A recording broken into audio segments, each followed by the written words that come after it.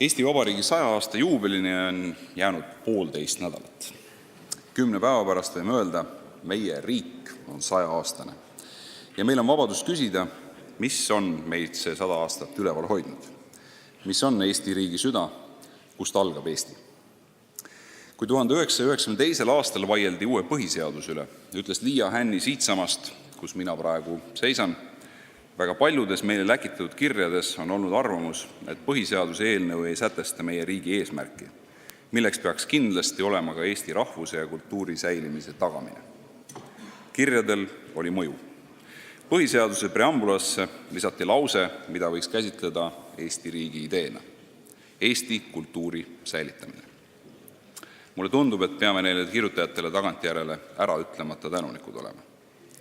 Sest kui mõelda veel mõni aasta tagasi, siis kippus kogu riigipidamise mõte pahatihti kinni jooksma lihtsustatud Exceli tabelisse.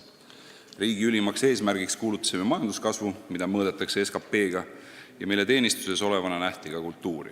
Seda tihtipeale inimlikul ahnusel põhinevat tarbimishullust jutlustati nii valitsuse pressikonverentsil kui ka siin saalis põhjalikult ja pikka aega.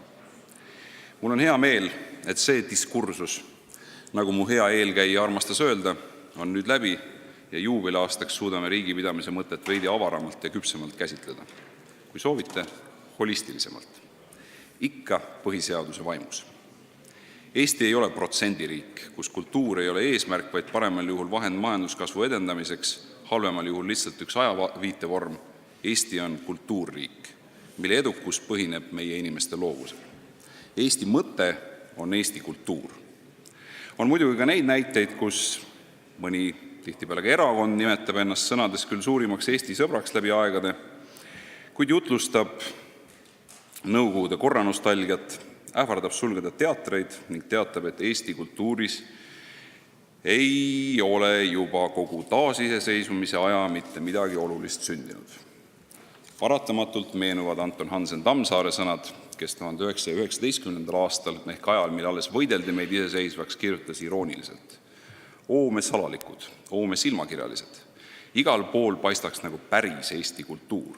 Ainult vana on auväärt, ainult vanadus on väärdomata tõestus. Ainult vanavaral on tõsine kultuuriväärtus. Me nutame, õhkame, karjume mineviku pärast, aga olevik on ainult purustamise väärt.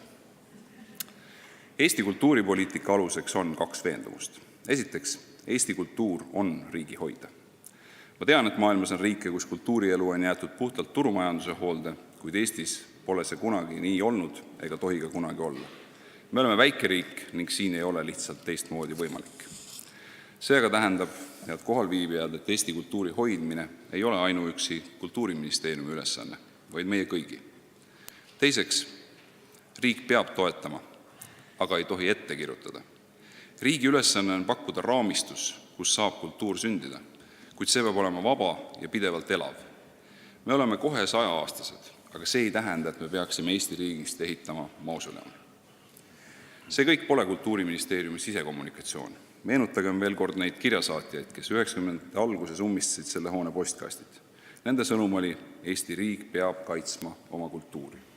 See on olnud 100 aasta jooksul selle rahva tahe. Ja meie oleme siin selleks, et teostada rahva tahet. Vabadus ja iseseisvus ei tähenda esmajoones mitte majandus, vaid kultuurikeskkonda. Eesti riigi mõte ei ole aktsiisimäärades, tariifides ega protsentides. Eesti riigi mõte on olnud algusest peale, on täna ja on ka tulevikus meie kultuur. Eestil läheb hästi. Ja nii läheb hästi ka Eesti kultuuril. Mitte kunagi varem pole meie rahvas olnud nii jõukas, riik kaitstud ja kultuur armastatud meie kodumaal ja tunnustatud rahvusvaheliselt. Seda kinnitavad ühelt poolt muuseumi, teatri, kino ja kontserdikülastajate statistika ning ka meie loojate edu kõikjal maailmas. Eesti riigi kohus on oma kultuuri ka mujale maailma viia. Suur rahvas võib ennast maksma panna ka maavarade ja sõjaväega, kuid väike rahva jaoks on see ainuke võimalus end globaalsel laadaplatsil nähtavaks teha, kirjutas Valdur Mikita raamatus Lingvistika ehk metsase lingvistika. Ja Eesti riigi ja kultuuri nähtavaks tegemisel oleme me tõesti edukad olnud. Näiteks Veneetsia biennaalil külastas Katja Novitskova näitust rekordiliselt 40 000 inimest. Mainekal New Yorki Performal oli Eesti fookusriigiks. Paujärvi festivaliorkester toob kontserdisaalid puupüsti täis kõikjal maailmas ja Arvo Pärt on 7. aastat järjest maailmas enim esitatud nüüdisaegne helilooja. NO99 pälvis Euroopa teatrimaailma Oscari, nimelt auhinna European Theatre Prize New Realities. Rooma tähtsaimas muuseumis avati Konrad Mäe suur retrospektiivnäitus ning käesoleva aasta Londoni raamatumessi üks fookusriike on Eesti. Need on vaid mõned näited sellest, kuidas Eesti kultuur on maailmas suutnud huvi ja vaimustust esile kutsuda. Head Riigikogu liikmed, vastutus Eesti kultuuri edu eest on eelkõige loomeinimestel ja ka neil, kes aitavad loodud hoida ja arendada. Riik on neile toeks olnud, pakkudes avatud, salliva ja hooliva riigina soodsat loomekeskkonda. Riik püüab olla hea koostööpartner, kes väärtustab kultuurivaldkonna töötajaid hüppelise palgatõusuga. Lääneriikide kogemus näitab, et ka majandus kasvab siis, kui elanikud on haritud, ühiskonnas on jõukus, sealhulgas kultuurile ligipääs võrdsemalt jagatud ja riik on turvaline. Seega ei saa nende valdkondadega tegelemist edasi lükata. Ka Kultuuriministeeriumi üheks vastutusalaks olev loomemajandus on tänapäevases maailmas kasvav majandusharu ja igasugune edukas majandus vajab järjest enam loovust. Seetõttu oleme otsinud uusi võimalusi, kuidas anda hoogu juurde loova majanduse arengule ning olla toeks meie ettevõtetele. Nii korraldasime eelmise aasta augustis ajaloos esimese kultuuriministri visiidi koos äridelegatsiooniga. Augusti lõpus toimunud Stockholmi visiidi eesmärk oli pakkuda Eesti loomeettevõtjatele võimalust tutvuda Rootsi edulooga ja aidata neil leida koostööpartnereid. Alanud aastast töötab Kultuuriministeeriumis kultuuriekspordinõunik, kelle ülesanne on välja töötada strateegiat, kuidas riik saaks veelgi enam abiks olla kultuurivaldkonna ekspordivõimekuse kasvule. Siinkohal tuleb rõhutada, et me vaatame kultuurivõimalusi majanduse arendamisel muidugi laiemalt kui vaid loomemajandus ja eksport. Pilootprojektina edukalt käivitanud Film Estonia toetuskava tarbeks oli 2017. aastal eraldatud 1 miljon eurot. Esimeste tulemuste põhjal saame öelda, et iga investeeritud 1 euro avalikku raha on toonud Eestisse täiendavalt 1,1 eurot otsest maksutulu ja kaudselt peaaegu 7 eurot kaudset tulu. Huvi toetuskava vastu on olnud suur ning toetuskava on hästi käivitunud. Seetõttu suurendasime käesolevast aastast toetuskava mahtu 2 korda ehk 2 miljoni euroni. Samuti käivitasime sellest aastast uue toetusmeetme, mille eesmärk on aidata kaasa selliste suuremahuliste kultuuri- ja spordisündmuste korraldamisel Eestis, mida seni pole olnud siin võimalik korraldada, on tehtud väiksemas mahus või need sündmused on pidanud korraldamise toetusmeetme puudumise tõttu lõppema.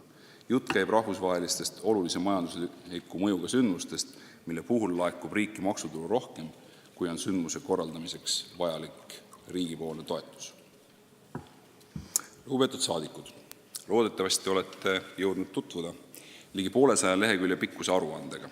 2017. aasta aruande koostamisel arvestasime eelmisel aastal Riigikogu kultuurikomisjoni esitatud märkuste ja ettepanekutega.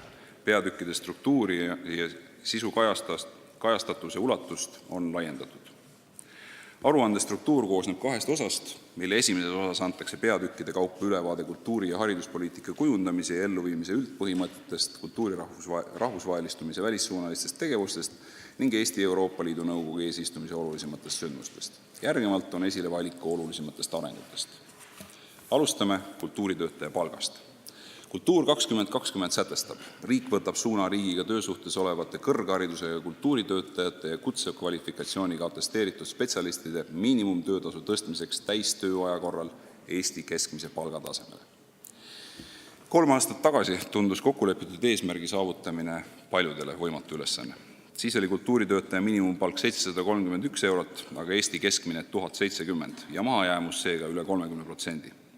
Sellest aastast suutsime kultuuritöötaja miinimumi tõsta 1150 euroni. Prognoositav selle aasta palk siis 1280. Tõus üle 200 euro ehk 22%. 3 aastaga on palk tõusnud 419 eurot.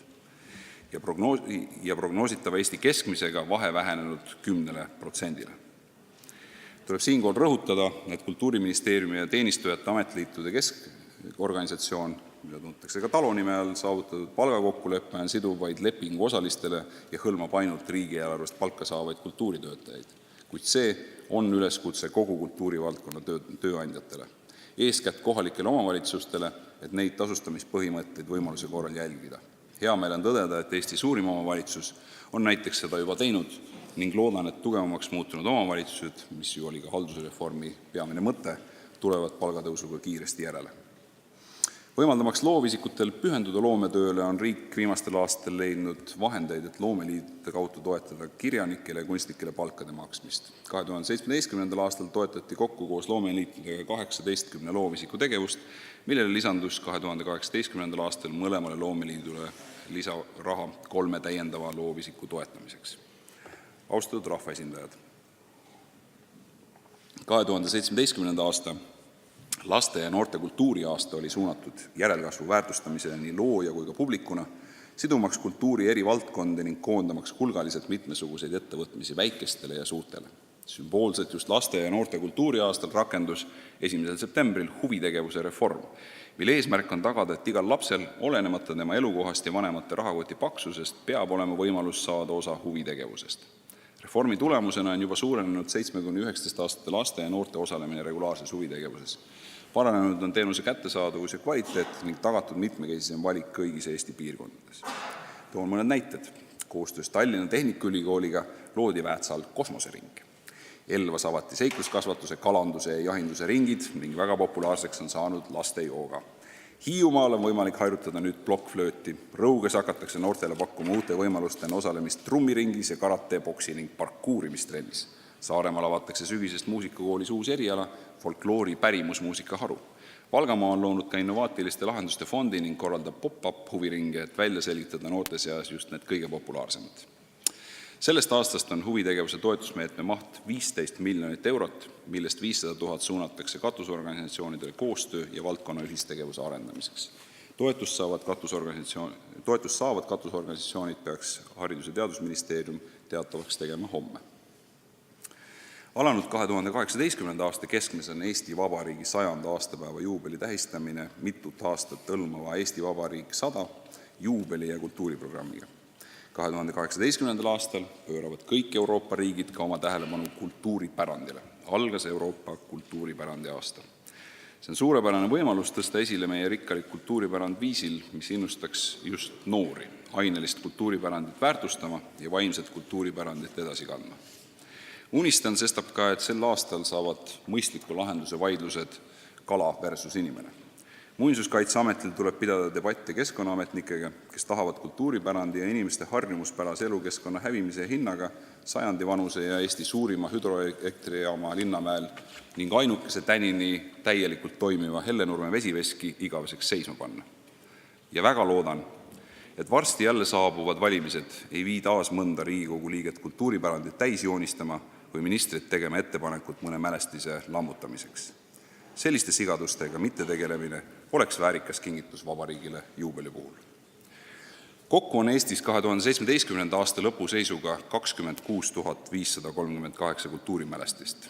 2017. aastal tunnistasin kultuuriministrina mälestiseks 8 objekti, neist 1 on arheoloogiamälestis ja 7 Eesti 20. sajandi väärtusliku arhitektuuri näited. Muret tekitav on asjaolu, et ehitismälestistest on väga suur hulk halvas või lausa avariilises olukorras, uue hindamissüsteemi järgi tervelt 1/3. Selleks, et Eesti kultuuripärand oleks paremini kaitstud, on Kultuuriministeeriumis valminud uus muinsuskaitseseadus, mis eelmisel nädalal läks avalikule arutelule ning jõuab lähikuudel Riigikokku. Muinsuskaitsereformi eesmärk on luua parem tasakaal mälestiste omanike kohustuste ja õiguste vahel, et tagada seeläbi kultuurimälestiste pikaajaline säilimine avalikes huvides. Teiseks oluliseks märksõnaks on kultuuripärandi digitaliseerimine, mille tõstsime oluliseks teemaks ka Eesti eesistumise ajal. Olulise tõuke digitaliseerimisele on andnud kindlasti ka 1. jaanuarist 2017. aastal esimese riigina maailmas Eestis säilituseksemplari seaduse alusel väljaannete digitaalselt säilitamise kohustus. Materiaalsest kultuuripärandist on hea edasi liikuda rahvakultuuri juurde. Valdkonna arendustegevuses on prioriteetideks vaimse kultuuripärandi hoidmine ja väärtustamine, laulu- ja tantsupeo-traditsiooni kestmine ning arengueelduste loomine tegevustoetuse abil rahvakultuuri keskseltsidele ning olulistele piirkondlikele organisatsioonidele. Väärtustamaks meie mitmekesist pärimuskultuuri toetame 7 kultuuriruumide programmi: Setomaa, Kihnu, Saarte, Peipsiveere, Mulgimaa, Vana-Võrumaa ja Virumaa. Nii innustame kogukondi tegema koostööd ja tugevdama identiteeti, hoidma piirkondadel omast kultuurilist ja keelelist eripära, sealset elulaadi ja tavasid, kombeid ja oskusi. 2018. aastal tõstsime Rahvakultuuri Keskuse analüüsi ettepanekute tulemusel kultuuriprogrammide kogumahtu 28% ja see ulatub nüüd ligi 500 000 euroni. 2017. aasta rahvakultuuri valdkonna suursündmuseks oli kahtlemata 12. noorte laulu- ja tantsupidu Mina jään. Peol esines kokku 36 000 noort. Laulupeol osales 794 laulu- ja pillikoori, tantsupeol 585 rahvatantsu- ja võimlemisrühma ning pillipeol 49 kollektiivi. Noorte suutlikkust, võimekust iseloomustab ka ühe tantsupeo etenduse ärajäämisel spontaanse asendustantsupeo korraldamine Vabaduse väljakul. See on kindlasti suurepärane näide sellest, kuidas lapsed ja noored on loovad ning tahavad luua. Antagu vaid võimalus. 2017. aastal toetas Kultuuriministeerium 24 etendusasutust, sealhulgas 13 eraetendusasutust, 8 riigi osalusega sihtasutust, 2 munitsipaalteatrit ning avalik-õiguslik Rahvusooperi Estonia. Statistikale tuginedes võib öelda, et suunanesid nii teatrite tegevustoetused, teenitud piletitulu, mängitud etenduste kui ka publiku arv. Märtsis avasime renoveeritud Ugala teatrihoone ning ka mitmed teised teatrid said eelmisel aastal rõõmustada uuenduste üle, mis muudavad tööd sujuvamaks nii loomingulistele kui ka tehnilistele töötajatele, muutes teatrikogemuse mugavamaks ka publikule. Nii lõpetati lavaremont Vanemuise teatri suures majas ja Endla suures saalis. Kultuuriministeerium toetab filmide tootmist ja levitamist peamiselt Eesti Filmi Instituudi kaudu, kes korraldab taotlusvoore ning kellel on selgelt välja kujunenud toetusskeemid filmi tootmise toetamiseks alates stsenaariumi ja filmiprojektide arendusest kuni tootmise ning levitamiseni. Aastal 2017 oli Eesti Filmi Instituudi eelarve 8,3 miljonit, millest toetati filmide tootmist 2,75 miljoni euroga ning lisaks Eesti Vabariik 100 filmiprojekte 3,8 miljoni euroga. Sellest esimene filmide tootmine saab sel aastal kasvikuks 350 000 eurot vastavalt riigieelarve kokkulepetele. Rahvusvahelistumise kontekstis oli üks 2017. aasta suursündmusi 28. aprillil pikalt läbi räägitud Eesti ja Prantsusmaa vahel filmialase koostööleppe allkirjastamine. 2017. aastal toetas Kultuuriministeerium riigi osalusega 3 sihtasutust helikunsti valdkonnas. Sihtasutus Eesti Riiklik Sümfooniaorkester, Sihtasutus Eesti Kontsert ja Sihtasutus Eesti Filharmoonia Kammerkoor. Lisaks 11 valdkonna tugiorganisatsiooni ja kollektiivi, kellest kõige uuemad 2015. aastal riigi ja erasektori koostöös loodud sihtasutus Pillifond ja Eesti Festivaliorkester kinnitasid oma tegutsemissuunal jõuliselt kanda ning nende töö tulemused ületasid esialgsed ootused. Eesti Pillifond andis 2017. aastal konkursi korras Eesti tippinterpreetidele kasutusele 7 hinnalist keelpilli. Pillivalikusse lisandus esimene annetatud instrument, legendaarsele Vladimir Sapožnile kuulunud üle 400 aasta vanune viiul. Eesti Festivaliorkester Paavo Järvi juhtimisel viibis 2017. aasta augustis-septembris esimesel rahvusvahelisel kontsertreisil, andes 4 menukat kontserti Põhjamaade mainekamates saarides. Samuti salvestas orkester esimese albumi. Eesti tutvustamine rahvusvahelisel areenil jätkub käesoleval aastal, juba on antud kontsertid Brüsselis, Zürichis, Kölnis, Berliinis, Viinis ja Luksemburgis. Kirjandusest, kirjastamisest ja raamatutest rääkides toon välja Eesti kirjanduse väljapaistvuse suurendamise ning noorte lugemisharjumuse parandamise. Eesti kirjandus saab maailmale arusaadavaks tõlgete kaudu. Eelmisel aastal tõlgiti meie 56 kirjandusteost 15 keelde. Väga olulise tõuke annab kindlasti aprillis toimuv Londoni raamatumess, kus Eesti on koos Läti ja Leeduga fookusriik. Riik on püüdnud hoolitseda selle eest, et lapsed ja noored leiaksid endas raamatusõbra ja kirgliku lugeja. Lastekirjanduse keskusel ja Kultuuriministeeriumil on tore traditsioon kinkida kõikidele Eestis sündivatele lastele raamat. Eesti Vabariik 100 eestvedamisel kingitakse pisike puuga igale 2018. aastal välisriigis sündinud ja rahvastikuregistrisse kantud Eesti kodaniku lapsele. Lugemisharjumuse suurendamiseks ning raamatute kättesaadavuse tagamiseks on oluline roll raamatukogudel. Eestis toimib kõikide kasutajate huvidest ja vajadustest lähtuv raamatukoguvõrk, mille moodustavad 941 rahvakooli teadus- ja erialaraamatukogu, sealhulgas 536 üldkasutatavat rahvaraamatukogu. Rahvaraamatukogusid kui mitmefunktsioonilisi keskusi on aasta jooksul külastatud üle 5,5 miljoni korra. Kunstivaldkonna jaoks oli 2017 oluliste verstapostideni jõudmise aasta. Osaleti kaalukatel rahvusvahelistel kunstisündmustel ja viidi läbi institutsionaalseid ümberkorraldusi. Aasta lõpul asutasid Eesti Kunstnike Liit ja Kultuuriministeerium Kunstihoone sihtasutuse, mis korraldab Tallinna Kunstihoone näituse tegevusi. Rahvusvahelisel areenil on kujutav kunst, viimastel aastatel peamiselt just noorem kaasaegne kunst, üks Eesti kultuuri nähtavamatest saadikutest.